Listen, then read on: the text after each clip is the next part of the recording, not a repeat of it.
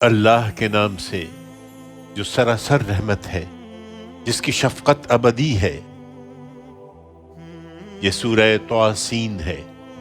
یہ قرآن اور ایک واضح کتاب کی آیتیں ہیں، ایمان والوں کے لیے ہدایت اور بشارت، جو نماز کا اہتمام کرتے ہیں، زکوٰۃ ادا کرتے ہیں اور وہی آخرت پر پھر واقع یقین رکھتے ہیں۔ اس کے برخلاف جو لوگ آخرت کو نہیں مانتے، ان کے اعمال ہم نے ان کے لیے خوشنما بنا دیے ہیں، چنانچہ بھٹکتے پھر رہے ہیں۔ یہ لوگ ہیں کہ ان کے لیے دنیا میں بھی برا عذاب ہے اور آخرت میں بھی یہی سخت خسارے میں ہوں گے۔ ان کی پرواہ نہ کرو اے پیغمبر، اس میں کوئی شبہ ہی نہیں کہ یہ قرآن تمہیں ایک حکیم و علیم کی طرف سے دیا جا رہا ہے۔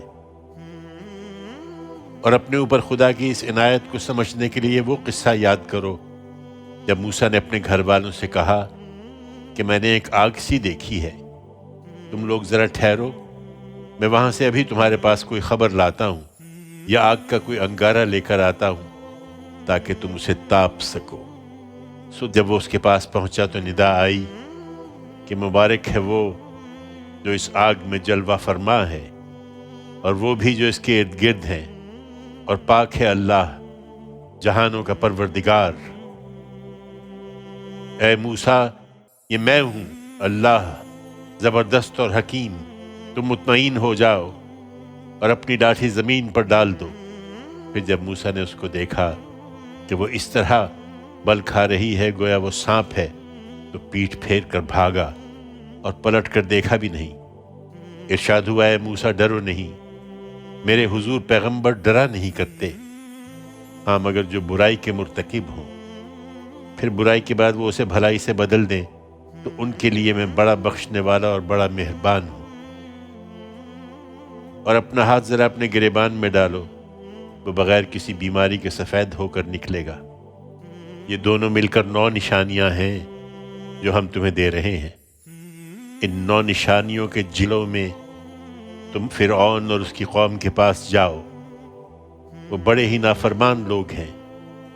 پھر جب ہماری یہ آنکھیں کھول دینے والی نشانیاں ان کے سامنے آئیں تو انہوں نے کہہ دیا کہ یہ تو کھلا ہوا جادو ہے۔ انہوں نے ظلم اور گھمنڈ کے باعث ان کا انکار کیا، درحال کہ ان کے دل ان نشانیوں کو تسلیم کر چکے تھے۔ سو دیکھو ان مفسدوں کا انجام کیا ہوا۔ اس کے برخلاف ہم نے داؤد اور سلیمان کو بڑا علم عطا فرمایا تھا، مگر وہ ہمارے حضور میں جھکتے ہی چلے گئے، اور انہوں نے کہا شکر ہے اللہ کے لیے جس نے ہمیں اپنے بہت سے مومن بندوں پر فضیلت عطا فرمائی ہے۔ اور داؤد کا وارث سلیمان ہوا، اور اس نے بھی کہا لوگو، ہمیں پرندوں کی بولی سکھائی گئی ہے اور دوسری ہر طرح کی چیزیں بھی دی گئی ہیں، بے شک یہ خدا کا کھلا ہوا فضل ہے۔ چنانچہ ایک دن ایسا ہوا کہ جنوں اور انسانوں اور پرندوں میں سے سلیمان کے سارے لشکر اس کے ملاحظے کے لیے جمع کیے گئے، اس لیے کہ ان کی درجہ بندی کی جا رہی تھی۔ یہاں تک کہ مارچ کرتے ہوئے جب وہ چیونٹیوں کی وادی میں پہنچے تو ایک چیونٹی نے کہا، اے چیونٹیوں، اپنے بلوں میں گھس جاؤ، کہیں سلیمان اور اس کے لشکر تمہیں کچل نہ ڈالیں اور انہیں اس کا احساس بھی نہ ہو۔ سلیمان نے یہ سنا تو اس کی بات سے خوش ہو کر وہ مسکرایا اور بولا، اے میرے رب، مجھے توفیق دے کہ میں تیرے فضل کا شکر گزار رہوں جو تو نے مجھ پر اور میرے ماں باپ پر فرمایا ہے، اور ایسے اچھے کام کروں جو تجھے پسند ہوں، اور اپنی رحمت سے اے پروردگار تو مجھے اپنے نیک بندوں میں داخل کر لے۔ اسی موقع پر سلیمان نے اپنے لشکر کے پرندوں کا جائزہ لیا تو کہا، کیا بات ہے، میں ہدہد کو نہیں دیکھ رہا ہوں، وہ موجود ہے یا کہیں غائب ہو گیا ہے؟ میں اس کو سخت سزا دوں گا یا ذبح ہی کر ڈالوں گا، یا اپنی اس غیر حاضری کے لیے وہ میرے سامنے کوئی واضح عذر پیش کرے گا۔ پھر زیادہ دیر نہیں گزری کہ ہدہد آ گیا اور اس نے عرض کیا، مجھے وہ بات معلوم ہوئی ہے جو آپ کے علم میں نہیں ہے۔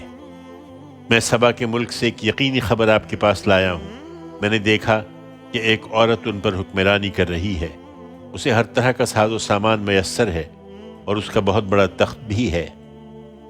میں نے اس کو اور اس کی قوم کو دیکھا کہ وہ اللہ کے سوا سورج کو سجدہ کرتے ہیں۔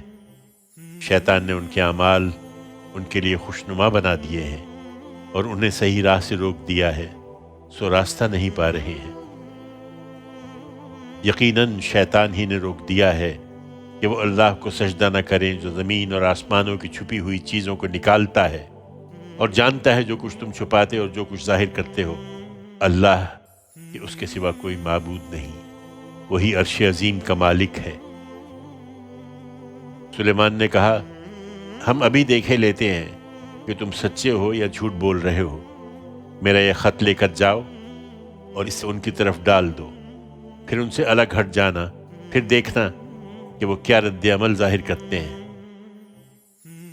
ملکہ کو خط ملا تو اس نے درباریوں سے کہا، اے اہل دربار، ایک گرامی نامہ میرے پاس ڈالا گیا ہے، یہ سلیمان کی طرف سے ہے اور یہ اللہ رحمان و رحیم کے نام سے ہے۔ اس میں لکھا ہے کہ تم میرے مقابلے میں سرکشی نہ کرو اور فرما بردار ہو کر میرے پاس حاضر ہو جاؤ۔ ملکہ نے کہا، اے اہل دربار، میرے اس معاملے میں مجھے رائے دو۔ تمہیں معلوم ہے کہ میں کسی معاملے کا فیصلہ نہیں کرتی جب تک تم لوگ میرے حضور میں موجود نہ ہو۔ انہوں نے جواب دیا، ہم طاقتور بھی ہیں اور اعلیٰ جنگی صلاحیت رکھنے والے بھی ہیں، آگے فیصلہ آپ کے ہاتھ میں ہے، سو دیکھ لیجئے کہ آپ کیا حکم دیتی ہیں۔ ملکہ نے کہا، بادشاہ لوگ جب کسی بستی کو فتح کر کے اس میں داخل ہوتے ہیں تو اس کو درہم برہم اور اس کی عزت والوں کو ذلیل کر دیتے ہیں، اور یہ لوگ بھی یہی کریں گے۔ میری رائے ہے کہ میں اپنی سفارت ان کی طرف ہدیے کے ساتھ بھیجتی ہوں، پھر دیکھتی ہوں کہ میرے سفیر کیا جواب لاتے ہیں۔ پھر جب ملکہ کی سفارت سلیمان کے پاس پہنچی تو ان کے ہدیے دیکھ کر سلیمان نے کہا، کیا تم لوگ مجھے یہ مال پیش کرنا چاہتے ہو؟ سو جو کچھ اللہ نے مجھے دے رکھا ہے وہ اس سے کہیں بہتر ہے جو اس نے تمہیں دیا ہے۔ نہیں، بلکہ یہ تم ہی لوگ ہو کہ اپنے ہدیوں سے خوش ہوتے ہو۔ تم اپنے بھیجنے والوں کے پاس واپس جاؤ، اب ہم ان پر ضرور ایسے لشکر لے کر آئیں گے کہ وہ ان کے مقابلے کی تاب نہ لا سکیں گے، اور ہم انہیں وہاں سے اس طرح ذلیل کر کے نکال دیں گے کہ وہ خوار ہو کر رہ جائیں گے۔ سلیمان کو اندازہ تھا کہ اب وہ آ ہی جائیں گے، چنانچہ اس نے کہا، اے اہل دربار، تم میں سے کون اس کا تخت میرے پاس لاتا ہے، اس سے پہلے کہ وہ لوگ مطیع و فرما بردار ہو کر میرے پاس حاضر ہو جائیں۔ جنہوں میں سے ایک دیو نے عرض کیا، میں اس کو آپ کے پاس آپ کی اس مجلس سے آپ کے اٹھنے سے پہلے حاضر کر دوں گا۔ میں اس پر قدرت رکھتا ہوں اور امانت دار بھی ہوں۔ ایک شخص جس کے پاس قانون خداوندی کا علم تھا اس پر جوش میں آ گیا اور اس نے کہا، میں آپ کی پلک جھپکنے سے پہلے اس کو آپ کے پاس لائے دیتا ہوں۔ پھر جب سلیمان نے اس کو اپنے سامنے رکھا ہوا دیکھا تو پکار اٹھا کہ یہ میرے پروردگار کا فضل ہے تاکہ وہ مجھے آزمائے کہ میں شکر گزار ہوتا ہوں یا ناشکری کرتا ہوں۔ حقیقت یہ ہے کہ جو شکر کرتا ہے تو اپنے ہی فائدے کے لیے شکر کرتا ہے، اور جو ناشکری کرتا ہے تو یہ بھی اسی کا نقصان ہے، اس لیے کہ میرا پروردگار بے نیاز ہے اور وہ بڑا کرم فرمانے والا بھی ہے۔ سلیمان نے حکم دیا کہ اس کو جانچنے کے لیے اس کے تخت کی صورت بدل دو، دیکھیں وہ پہچانتی ہے یا انہی لوگوں میں سے ہو کے رہ جاتی ہے جو اس تبدیلی کے بعد اسے پہچان نہ پائیں۔ تو جب وہ آ گئی تو پوچھا گیا، کیا تمہارا تخت ایسا ہی ہے؟ اس نے کہا، گویا کہ وہی ہے، آپ کے یہ کمالات ہم اس سے پہلے ہی جان گئے تھے اور ہم نے سر اطاعت جھکا دیا تھا۔ حقیقت یہ ہے کہ وہ مان چکی ہوتی مگر اسے ان چیزوں نے روک رکھا تھا جنہیں وہ اللہ کے سوا پوجتی تھی، اس لیے کہ وہ ایک منکر قوم سے تھی۔ اسے کہا گیا کہ اب محل میں داخل ہو جائیے۔ پھر جب اس نے محل کے فرش کو دیکھا تو سمجھی کہ گہرا پانی ہے اور اپنی پنڈلیوں سے پائچے اٹھا لیے۔ سلیمان نے کہا، یہ تو شیشوں سے بنا ہوا محل ہے۔ اس پر وہ پکار اٹھی، میرے پروردگار، میں اپنی جان پر ظلم کرتی رہی ہوں تو لوٹتی ہوں، اور سلیمان کے ساتھ ہو کر اب میں نے اپنے آپ کو اللہ رب العالمین کے حوالے کر دیا ہے۔ لیکن یہ توفیق ہر شخص کو نہیں ملتی۔ ہم نے سمود کی طرف ان کے بھائی صالح کو بھی اسی دعوت کے ساتھ بھیجا تھا کہ اللہ کی بندگی کرو، تو ہوا یہ کہ وہ دو فریق بن کر آپس میں جھگڑنے لگے۔ صالح نے کہا، میری قوم کے لوگوں، تم بھلائی سے پہلے برائی کے لیے کیوں جلدی مچاتے ہو؟ تم اللہ سے معافی کیوں نہیں مانگتے کہ تم پر رحم کیا جائے؟ انہوں نے جواب دیا کہ ہم نے تو تم سے اور تمہارے ساتھیوں سے نحوست ہی پائی ہے۔ صالح نے کہا، اس سے ہمارا کیا تعلق؟ تمہاری نحوست سب خدا کے پاس ہے، بلکہ حقیقت یہ ہے کہ تم لوگ آزمائے جا رہے ہو۔ اس کے شہر میں 9 خاندان تھے جو ملک میں فساد پھیلاتے اور کسی اصلاح پر آمادہ نہیں ہوتے تھے۔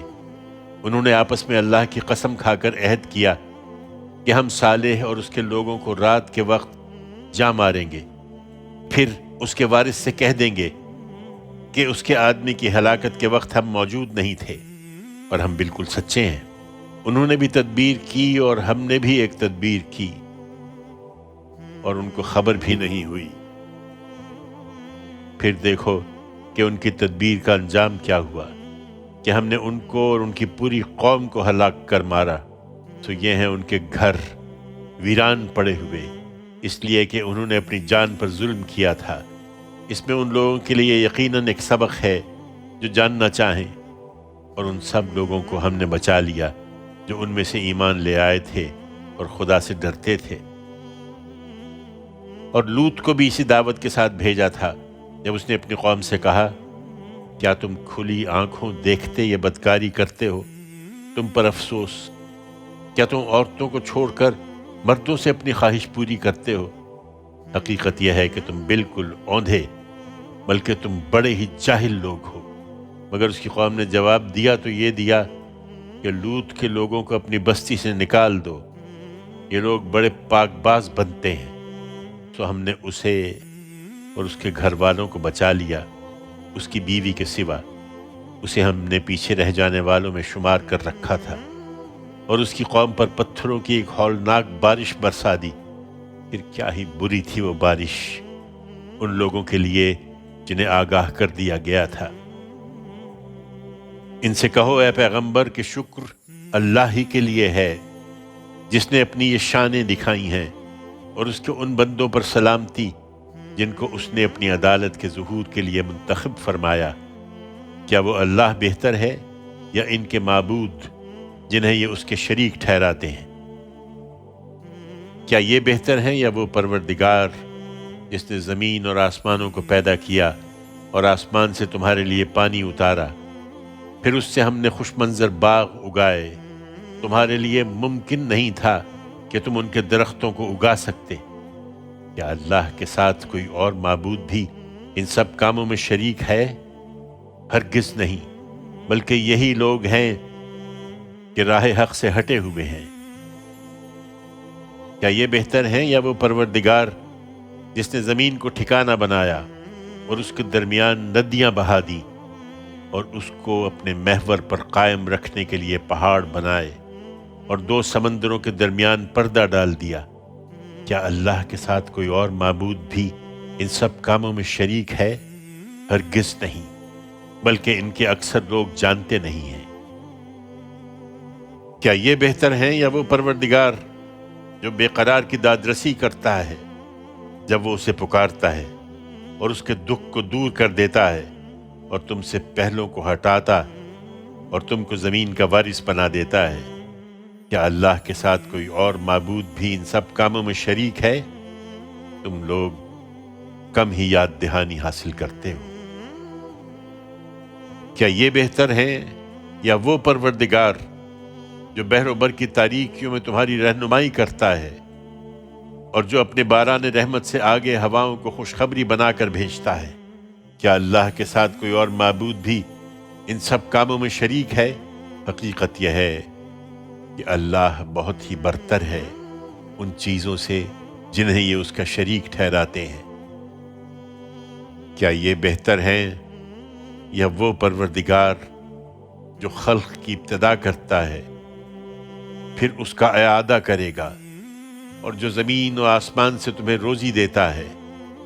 کیا اللہ کے ساتھ کوئی اور معبود بھی ان سب کاموں میں شریک ہے؟ ان سے کہو کہ اپنی دلیل لاؤ اگر تم سچے ہو۔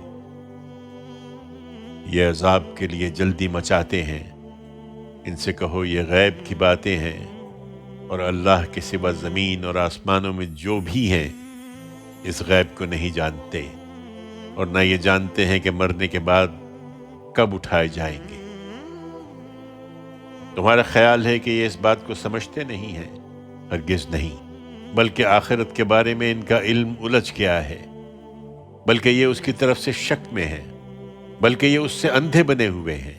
یہ منکرین کہتے ہیں کہ کیا جب ہم مٹی ہو جائیں گے اور ہمارے باپ دادا بھی، تو کیا ہم قبروں سے نکالے جائیں گے؟ یہ دھمکی ہمیں بھی دی گئی ہے، اور اس سے پہلے ہمارے باپ دادا کو بھی دی گئی تھی۔ کچھ نہیں، یہ محض اگلوں کی کہانیاں ہیں۔ ان سے کہو نہیں مانتے ہو تو ذرا اپنی سرزمین ہی میں چلو پھرو، پھر دیکھ لو کہ ان مجرموں کا انجام کیا ہوا جو تم سے پہلے اسی طرح کی باتیں کرتے تھے۔ ان پر افسوس نہ کرو اے پیغمبر، اور جو چالیں یہ چل رہے ہیں تم ان پر دل تنگ نہ ہو۔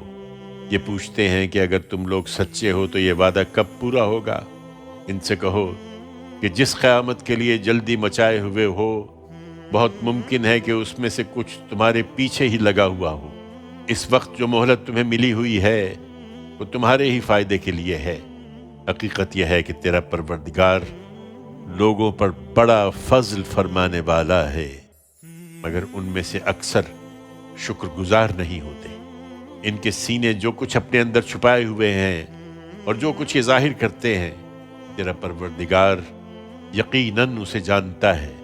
زمین اور آسمان میں کوئی ایسی چھپی ہوئی چیز نہیں ہے جو ایک واضح کتاب میں درج نہ ہو۔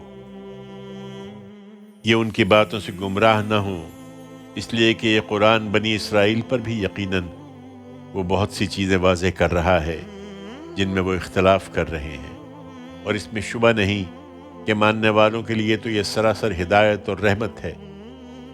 یقیناً تیرا پروردگار قیامت کے دن اپنے حکم ناطق کے ذریعے سے ان کے درمیان فیصلہ فرمائے گا۔ وہ زبردست ہے، بڑے علم والا ہے، سو تم اللہ پر بھروسہ رکھو، بے شک تم ہی صریح حق پر ہو۔ حقیقت یہ ہے کہ تم مردوں کو نہیں سنا سکتے اور نہ بہروں تک اپنی پکار پہنچا سکتے ہو جبکہ وہ پیٹھ پھیر کر بھاگے جا رہے ہوں، اور نہ اندھوں کو ان کی گمراہی سے ہٹا کر راہ دکھا سکتے ہو۔ تم صرف انہی کو سنا سکتے ہو جو ہماری آیتوں پر ایمان لانا چاہیں، پھر وہی فرمانبردار بھی ہوں گے۔ اس وقت تو اے پیغمبر تم انہیں سمجھا رہے ہو، لیکن جب ہماری بات ان پر پوری ہو جائے گی تو ہم ان کے لیے زمین سے کوئی جانور نکال کھڑا کریں گے جو انہیں بتائے گا کہ لوگ ہماری آیتوں پر یقین نہیں رکھتے تھے۔ سو اب وہ قہر الہی بن کر سامنے آ گئی ہیں۔ یہ اس دن کا خیال کریں جس دن ہم ہر امت میں سے ایک فوج کی فوج ان لوگوں کی اکٹھا کریں گے جو ہماری آیتوں کو جھٹلاتے تھے، پھر ان کی درجہ بندی کی جائے گی، یہاں تک کہ جب وہ اکٹھے ہو کر آ جائیں گے تو خدا پوچھے گا کہ کیا تم نے میری آیتوں کو جھٹلا دیا، ذرا حال کہ تمہارا علم ان کا احاطہ نہ کر سکا تھا؟ یا بتاؤ کہ تم کیا کرتے رہے تھے؟ سو ان پر بات پوری ہو جائے گی، اس لیے کہ انہوں نے اپنی جان پر ظلم کیا، پھر وہ کچھ بول نہ سکیں گے۔ یہ نشانیاں مانگتے ہیں، کیا انہوں نے دیکھا نہیں کہ ہم نے رات کو تاریک بنایا کہ اس میں آرام کریں، اور دن کو روشن کر دیا کہ اس میں کام کریں؟ حقیقت یہ ہے کہ اس میں ان لوگوں کے لیے بہت نشانیاں ہیں جو ماننا چاہیں۔ لوگو، اس دن کا خیال کرو جس دن سور پھونکا جائے گا تو جو آسمانوں میں ہیں اور جو زمین میں ہیں سب گھبرا اٹھیں گے سوائے ان کے جنہیں اللہ چاہے، اور اس کے آگے سر جھکائے ہوئے سب حاضر ہو جائیں گے۔ تم پہاڑوں کو گمان کرو گے کہ جمے ہوئے ہیں، ذرا حال ہے کہ وہ بادلوں کی طرح اڑ رہے ہوں گے۔ یہ خدا کی صنعت کا کرشمہ ہوگا جس نے ہر چیز کو محکم کیا ہے۔ بے شک وہ جانتا ہے جو تم کرتے ہو۔ اس دن جو بھلائی لے کر آئیں گے ان کے لیے اس سے بہتر صلہ ہے، اور وہ اس دن ہر گھبراہٹ سے محفوظ رہیں گے، اور جو برائی لے کر آئیں گے وہ اوندھے منہ جہنم میں جھونک دیے جائیں گے۔ تم وہی بدلہ پا رہے ہو جو تم کرتے رہے ہو۔ ان سے کہو اے پیغمبر کہ مجھے تو یہی حکم ملا ہے کہ میں اس شہر کے رب کی بندگی کروں جس نے اسے حرمت دی ہے اور جس کے اختیار ہی میں سب کچھ ہے، اور مجھے حکم ملا ہے کہ اس کے فرما برداروں میں رہوں، اور حکم ملا ہے کہ تمہیں یہ قرآن پڑھ کر سناؤں۔ پھر جو راہ پر آئے تو وہ اپنے لیے ہی راہ پر آئے گا، اور جو گمراہی اختیار کرے وہ بھی اپنے لیے اختیار کرے گا۔ سو کہہ دو کہ میں تو صرف خبردار کرنے والا ہوں، اور کہہ دو کہ شکر اللہ ہی کے لیے ہے۔ وہ ان قریب اپنی نشانیاں تمہیں دکھائے گا اور تم انہیں پہچان لوگے، اور جو کچھ تم کر رہے ہو تمہارا رب اس سے بے خبر نہیں ہے۔